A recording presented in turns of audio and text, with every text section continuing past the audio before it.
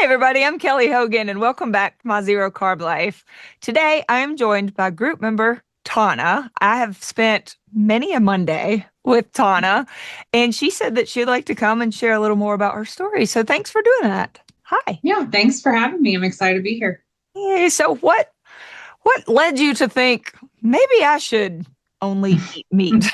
What brought you here? Back when I started grad school, so a while ago, 21 years or so ago, I tried the Atkins diet Yeah. and it worked. It worked really well, like really well for me. And I was also early 20s. And so probably anything that I did would have worked really well at that time, but it worked really well. Then I got married and, you're like, oh, I should really, control my spending and I need to do things that are a little less expensive. And so I went away from low carb and I started gaining, I think from when I got married to when I started carnivore, oh gosh, it was probably 185 to my highest at 277.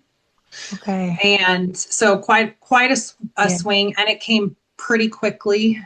Along with that came a lot of anxiety and probably some depression, not necessarily clinical depression, but came with that. Not really liking who I was in that body, and yet this body is what gave me 3 babies.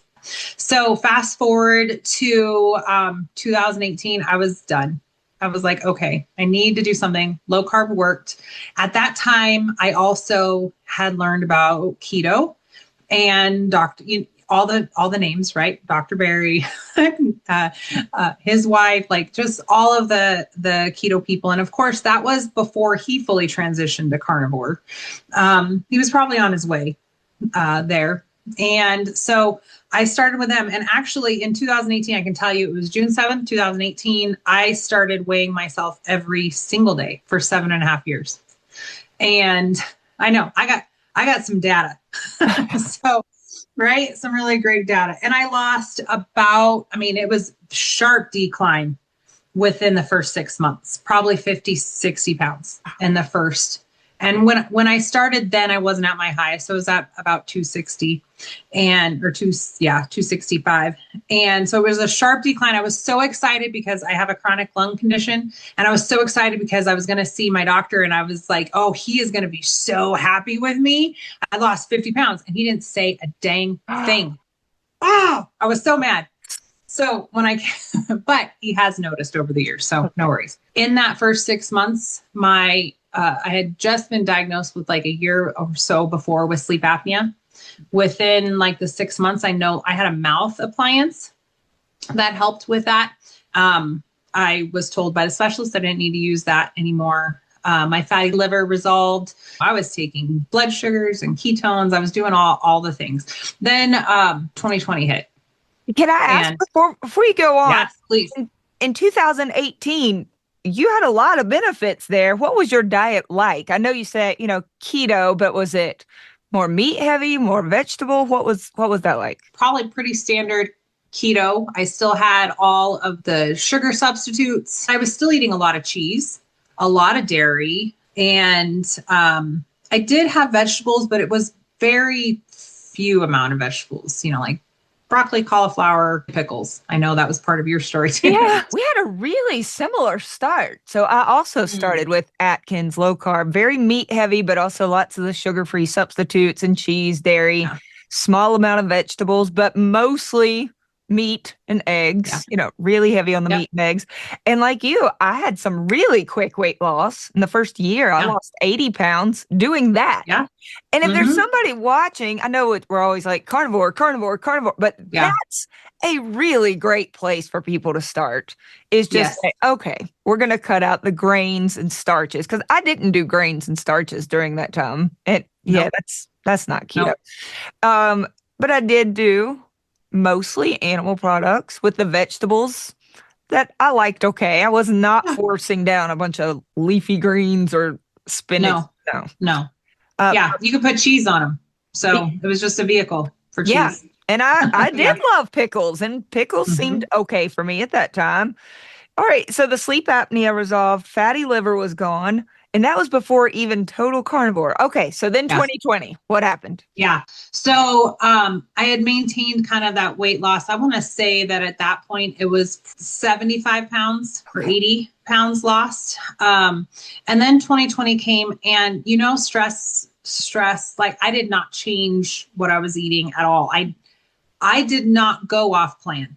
I have never gone off plan. So I've been 7.5 years sugar free. So I didn't change anything. And I was like, and I gained back 20 pounds. And that was just, it was frustrating because like I said, I didn't change anything. And so, of course, over those years, I had seen your videos and I had seen, Dr. Barry himself go carnivore. I mean, he did it as a trial and then he stayed on it. And so I thought, come in 2023, I was like, that's it. Because I did lose some more on my own, but then it just kept coming back. And so I decided I'm going to give this carnivore a try. And all it really meant then was cutting out the sweeteners, yep. the sweet taste and the vegetables, which, I mean, come on, like that was hard. Easy. And honestly, I think I've lost since then 35 pounds. So I'm now at 100 pounds lost. Awesome. But what I think, probably what sparked even this conversation was I shared that in our group, that I shared the picture of the Carb Manager chart because I've been with Carb Manager that whole time. And so I have the chart of my weights and it's like drop and then up and then, and it's just constantly up and down. And I posted that a week ago. And the next day I gained 3 pounds. I was sick. I had upper respiratory stuff and I was like, oh, well, there's some inflammation. All right. Well, yep. Let's see how long it's either that or hormones, right? We'll see how long that goes. And today I'm down even lower than I was a week ago. So the reason why I've stayed with the weighing every day is if I go every week, I might miss that low. And I always latch on to the low. If it goes up, it's okay. It'll come back down, but it's a new set point. Like my body is like resets and keeps going down. But it really kind of detached me from the number. The number is really just part of the experiment. Yes. Oh, people really do need to hear that. And I always, as I was losing weight, would find an uptick and a pause before it would drop. But what happens so often is when people see that little uptick, they were so good the day before. It's frustrating. Yeah. And how many people have quit whatever they're doing, carnivore or whatever, because that scale went up a couple days and it's like, oh, well, why bother? And you don't know what would have happened in the next couple of days. Yeah. Exactly. Yeah. And like last week, I was just like, first off, I go, oh, there's a little bit of humbling there, right? Because the next day, I had just set up this with you. And the next day, and I was like, well, of course it did. Of course it went up. But there's also that this is just part of the journey. And our weights fluctuate day to day, no matter what. I could not have gained 3 pounds of fat in that day. Impossible. Right? That's right. Yeah. That's not going to happen. And I'm like, oh, okay. Anytime, like I try to find all medicines, like I try very hard to find them without sugar, anything like that, but they still impact you. Like still affect things. And I'm like, oh, Mucinex, there you go. Every time I use it. Right. That happens, but I need it. So we're going to deal with it. I do think it's a really helpful thing for people to remember the impact of stress. And I know I've shared in the groups, I can't remember sometimes what I say on here versus in our group meetings, but I have a really good friend, Dana, who has publicly shared this as well, that she's been a total carnivore longer than I have, 2 to 3 years longer. And she has always been, I don't love the word strict, but stricter than I am because she doesn't even do seasonings or coffee. I mean, really consistent. And there was a time period where she put on 35 to 40 pounds pretty quickly. And I know she was like, what is happening? She didn't talk about it very publicly at the time, but afterwards, I saw pictures and I even saw her around this time. And I thought, I guess she's still doing total carnivore, right? That's a terrible thing to think, but like, did the food change? That's the question. Yeah. Did her food change? And she has said, nothing about her food changed. She has never in her years, she does not, since the very, very beginning, she does not even include cheese. I mean, she's hardcore. Yeah. But during that time, so many things in her life were falling apart. Just everything from business, and I think there were parent struggles and kid struggles. It was a lot. And she said she felt like she just couldn't hardly breathe. There was just so much stress. So she did some things to manage the stress. And one of the main things that she said helped her was, and I think it was a therapist that told her this, was find something that gives you peace. What would that be? And she said, I don't do it very often because I don't have time. Everything is a mess. She said, but when I do go and walk out in my woods on her property, just being out in the nature and trees, I do feel better. And he said, you have to do that every day. Just don't take this, just go. Take the walk. And on days where you think, I definitely don't have time today, go twice. Do it twice. And she said it was remarkable how much that helped. She said food-wise has hardly changed at all through the years. I think she eats a little more fish now than she used to eat, but she still mostly eats beef and a lot of it. But people think the only thing that impacts our weight is our food, and it's just not true. Yeah. Well, and then you compound that you already are going through stress with you beating yourself up inside. Like that, no, let's not go there. You wouldn't do that to your child. Or if you held up a picture of yourself as a child, you would never tell that little girl, that little boy, what you're saying to yourself right now. And so even in that time, those couple years, so 3 years from, the 2020 stuff and then to coming to you, it was really just like, just stay the course. Just stay the course. And I knew everything that I was doing was what I was doing okay. And that I could not add to it by beating myself up, because there was just stresses, ridiculous stresses that I should never have had to been under in the position that I was in. It was not my place to be making those decisions. And yet I had to make those decisions. That was out of my control. But what was in my control was how I tried to talk to myself. Right. Yeah. So. And I love how you talk about these daily weigh-ins as simply data. So one time I had a group member and it was the end of the month and she was frustrated because the scale either hadn't moved at all or, a pound just bouncing around. Mm-hmm. And I said, okay, well, let's talk about it. What have you been working on this month? What are you trying? What are you doing? She said, well, I've done, quote, everything. And no joke, I think she had. She said she had done fat fast, protein sparing modified fast, water fast, bone broth fast, sardine fast. I've tried high fat, I've tried low fat. And I said, all of it this month.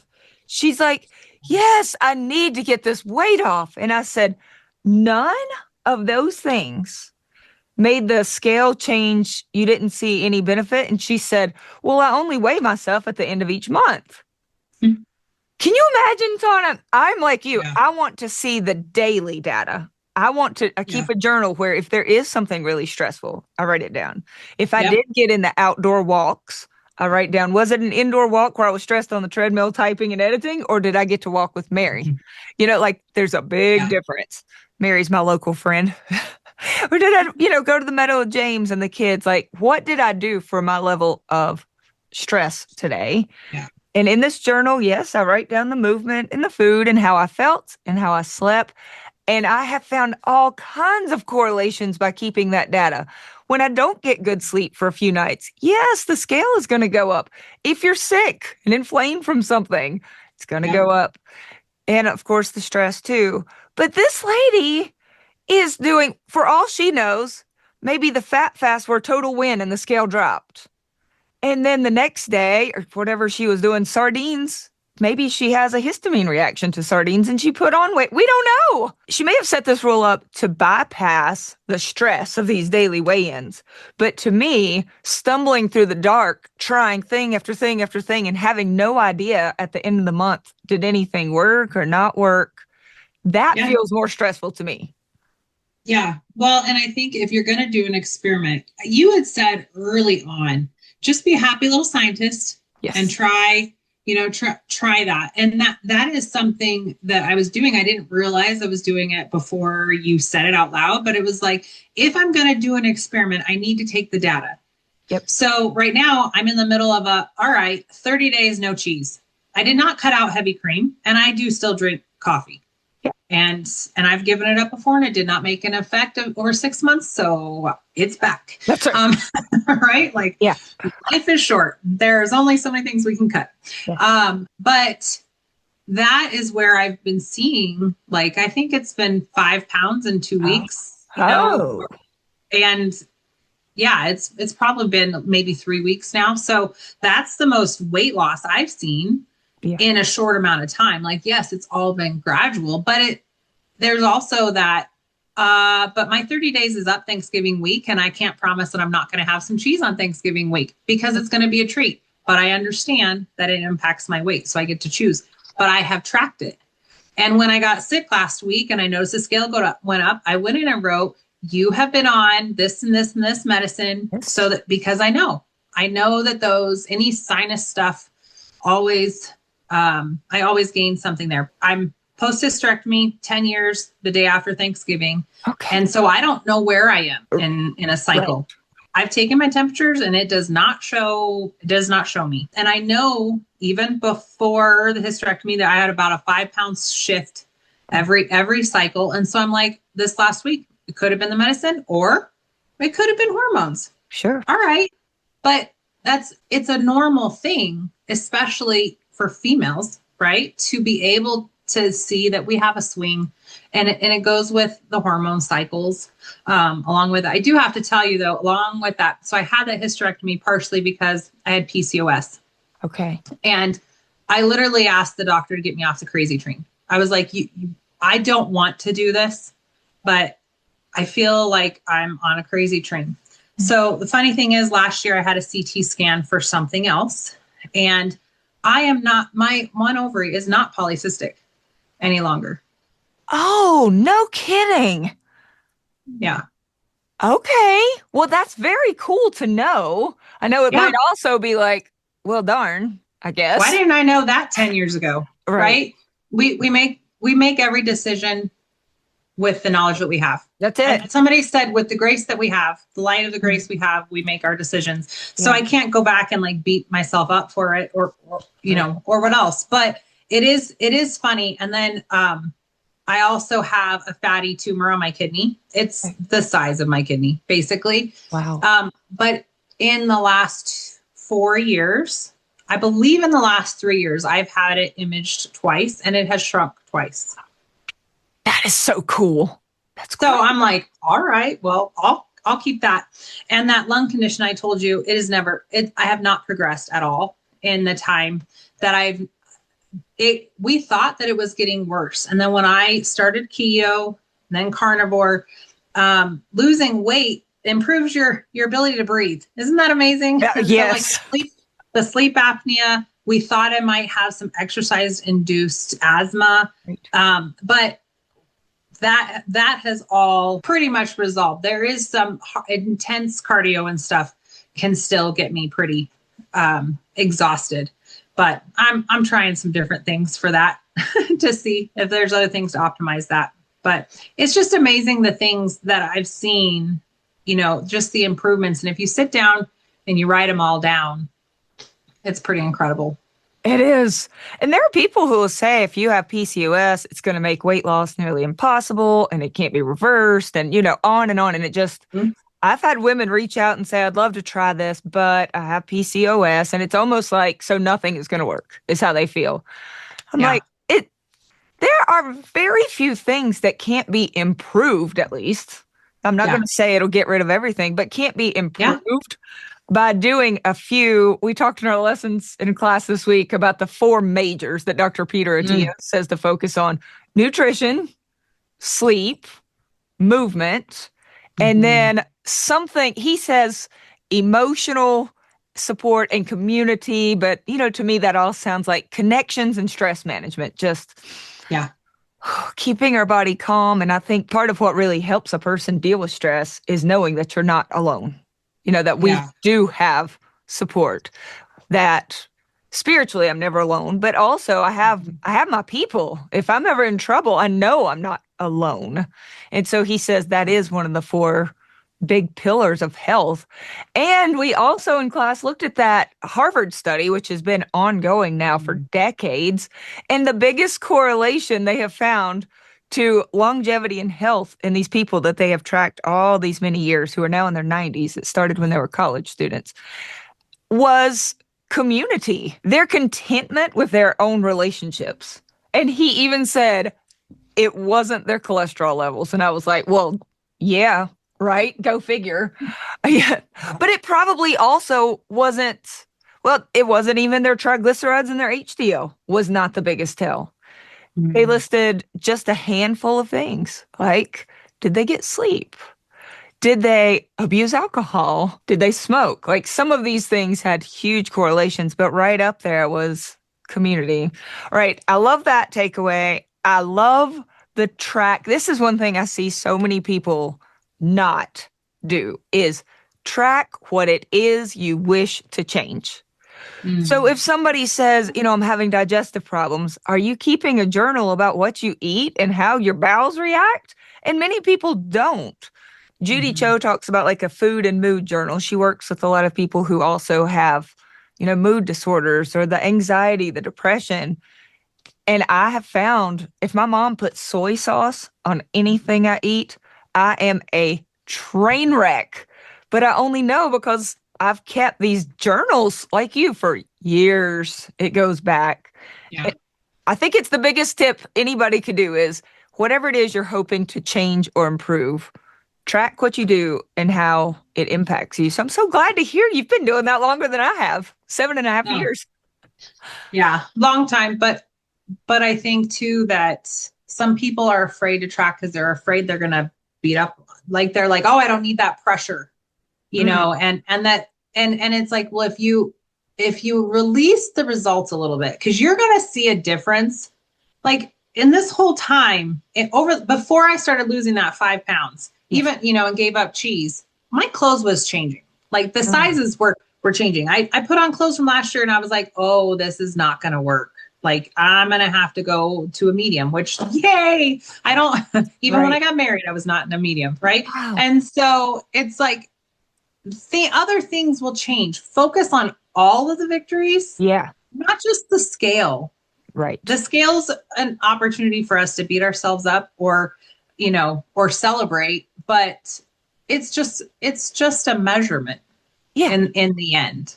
Yeah. One of many, right? Yeah. How are you sleeping? How are you feeling and treating people? Because when we're sick and inflamed and miserable, we're not as good of people. Like at least I wasn't. I shouldn't speak for everybody, but it's easy to go, do something nice for your neighbor when you're feeling good. And there are just so many data points. Are you lifting heavier at the gym? Were you able to hold that plank longer? But instead, we'll take all of these amazing things that are getting better. Oh, my clothes fit better and this, and go, but the scale isn't moving. It's like, okay. So one little data point. It's cool, though, that you felt the difference in your clothes, even when the scale wasn't showing that. And I do hear that a lot.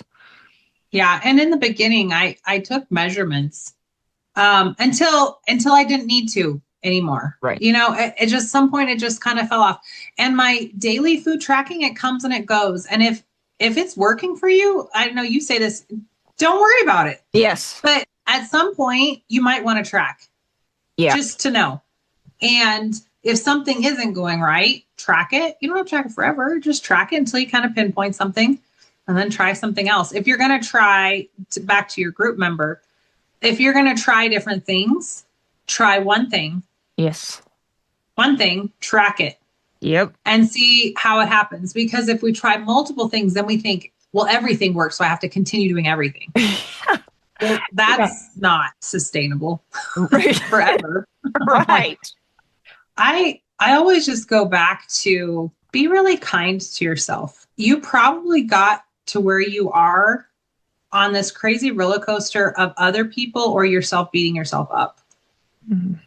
Right. And you're just constantly beating yourself up. And I think, both of us and a lot of your listeners will agree, God didn't make you to be junk. He made you for a purpose. He made you perfect in his likeness. And you have something to bring to the world that Kelly, that none of us can bring to the world, because you're unique and you're irrepeatable.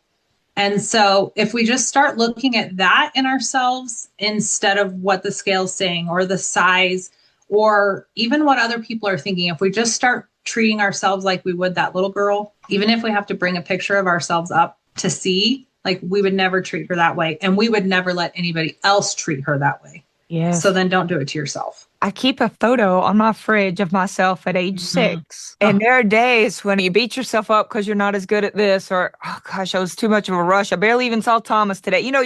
There's so many things that we can be hard on ourselves about.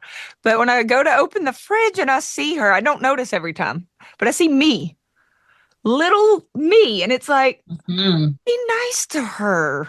Like, she's still trying hard and trying to give love. And like you said, I am here for a purpose, and you are here for purpose, and you are here for purpose. If we are nourishing ourselves beautifully and we are finding comfort and peace in things that really bring comfort and peace, whether that's time with the Lord, time with people we love, time just simply breathing and being grateful, whatever it is, and then we're less likely to have to turn to the junk that hurts our bodies in this endless pursuit of buying stuff, eating stuff, drinking, buying stuff, eating stuff, scroll.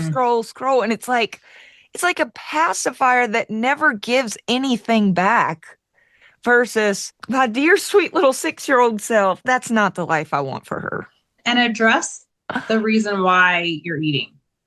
Right? Because oftentimes it's not that you're hungry, it's that you're lonely.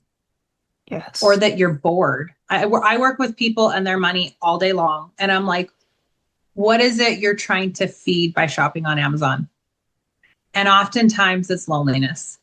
Yeah. And the thing that we're trying to feed with food, it could be boredom, right? Or loneliness. Then we have to address that, or this eating won't be addressed either. And so that could be with a therapist, or it could just be like, I need to go see my friends. I need to make some carnivore friends. I need to have a community, joining Kelly's groups, just what is it you're feeding? Is it actually hunger, or is it something else? Oh, that's so good. And sometimes it's, what are we avoiding? If we're avoiding really feeling something, it's like, I'll do anything. And this is a great numbing device, but so is food. A binge, it's like an out-of-body experience. Yeah. Where, everything else just disappears, and that feels really good. And it's the same reason people drink or do drugs or get on any type of addiction. It's this avoidance of what really needs to be addressed. Yeah. Yeah. And sometimes that hole that we're feeding, it's a God-sized hole. And there's only one thing that'll fill it. Yes. There's just this emptiness, I think, that people feel. Yeah. We feel the emptiness, and then we try to fill the emptiness. And it's like, you can just keep eating and drinking and scrolling and purchasing, and it's never going to be enough. Yeah. Well, that's kind of heavy, but I think it's also what some folks need to hear, because if you know that there is a food or even a food group, processed, sugary, carby, starchy stuff, and you know that it's causing harm, whether it's diabetes, obesity, mental anxiety, you know it. And yet we continue going back. There's a reason. I mean, we know some of these foods are very addictive. That's true. But also addressing, is there anything that we secretly fear about giving them up and moving in a totally different direction? Is it the fear of change? Is it the fear of what people will think of us? Is it the fear of, oh, we're trying? People are going to know that I'm trying. That can be a little scary. I remember thinking that too. Yeah. As I went from wearing, very clearly presenting myself as not trying. And that was my whole point. Like when I was much younger, because I couldn't change my weight, but I didn't want people to think I was this size and trying. Oh, yeah. Right? It's like a fear of failure, right? And it's that fear of failure, but then having a self-fulfilling prophecy. Like if I don't try, I'm going to stay this way anyway. And there might be an inner voice in there saying you're not going to succeed anyway, so why try? Yeah. And it's like, but trying something, it at least, we don't try things outside of hope. We try things because we have hope. Yeah. And so if we're not trying anything, then that means that we're hopeless. And that is one thing that I hope that you don't have, right? At least if you're trying something, you're trying. You still believe that there's a possibility. Yeah, you're still in the fight. I agree. Yeah. And you may try something and document your data and go, well, that wasn't it. To me, that's not failure. That's just, okay, you learned something. Yeah. That's fine. We're still trying. We move on to something else. That's actually such a win. Mark that one off the list then for now. Yep. Isn't it? Yeah. Yeah. So I think when people then present themselves as, oh, no, I'm not going to have that today. It's like, uh-oh. People are going to know I'm trying now, and it doesn't look like I'm trying yet. And that can be it just feels like we're out of alignment and we fear this thing that we say that we want. So then we keep going back to the things that hurt. Yeah. And to me, that is, we're either afraid of something or we're avoiding dealing with what's really the issue, whether it's a spiritual issue or I'm in a toxic relationship issue or I hate my job issue. Or whatever it is. And so we're eating due to emotional reasons, or like you say, we're either overwhelmed and anxious, bored, and it's just easier to fill a void with something like, instead of learning a hobby, what's easier, a hobby or something in the pantry? Okay, that seems quick. Yeah. And especially as we're going into the winter months, like it's not only easier, it's also like we kind of just really do want to hunker down. Yeah. I started doing puzzles again, and my dad and I share pictures back and forth, and it occupies your brain in a different way. And so even though, it's not really creating something, but it's still something that I can do that will occupy my brain in a way that's not standing in front of a fridge. And looking at it. But it's also stress relieving. I think we forget that we don't have to go. I really don't like hustle culture anymore because that definitely causes all the stress. If it's for a time, okay. But we also have to find that right recreation. Yeah. And you said to do things without the hustle culture. I saw a little video. If I can find it, I'll post it here between us. It was saying that many women, we go through life like in a panic. We panic clean, and it shows the woman like clean. We panic stack. Everything is just done in this super rushed fashion. We're driving, we're trying to multitask all the time.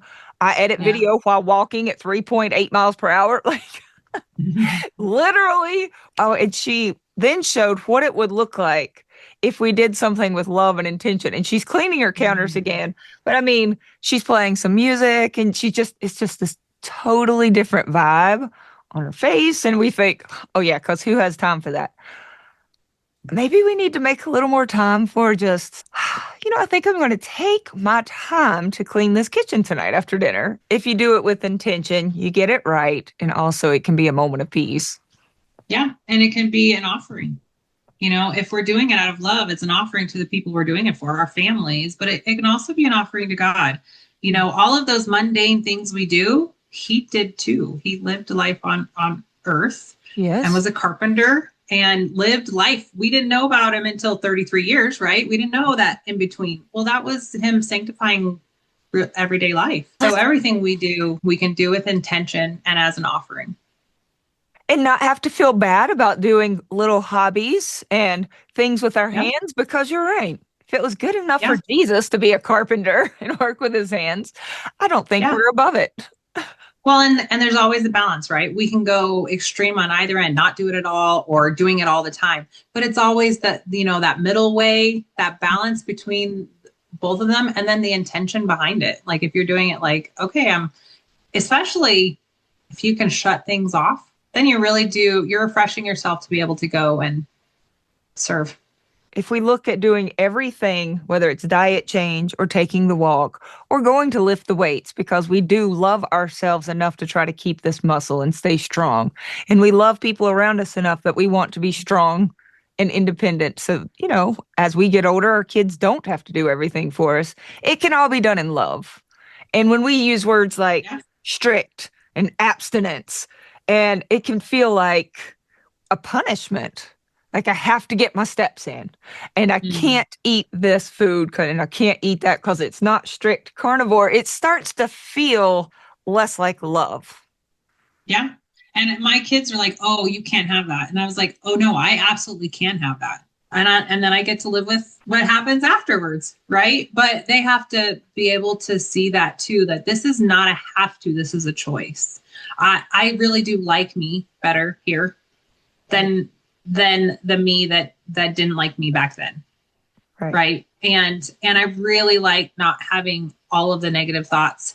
And it's not just about the clothes, but I like looking at myself and recognizing who I am in the mirror, because that person before didn't, because that just wasn't me. And all of these daily choices can be done out of love and care for ourselves and not out of a rule book.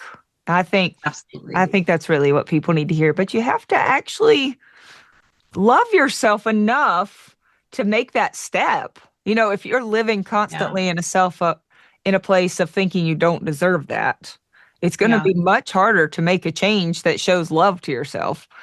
But for anybody that's watching, you do deserve to feel good. We are neither one, Tana or I, are out to make everyone on earth into strict carnivores. We honestly don't care. We genuinely would like for you to get freedom from constant food noise or to no longer be diabetic.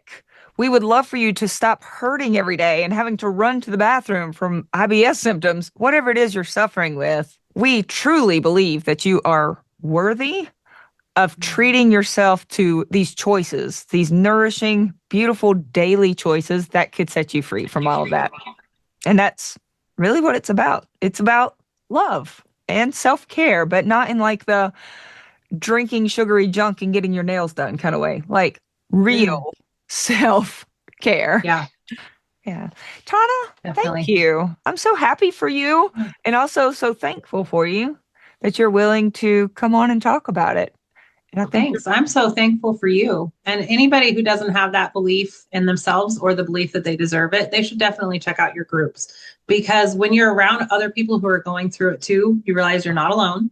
Yes. And then Kelly and the other coaches just feed into your belief. I'm a financial coach. I always tell my coaching clients that if they don't have the belief, they can lean on mine, because I have enough belief for the both of us.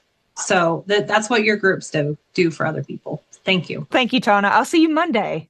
See you. Yep. Thanks. I'll see you soon. Right. And for the rest of you, hope to see you back next Saturday. Bye, everybody.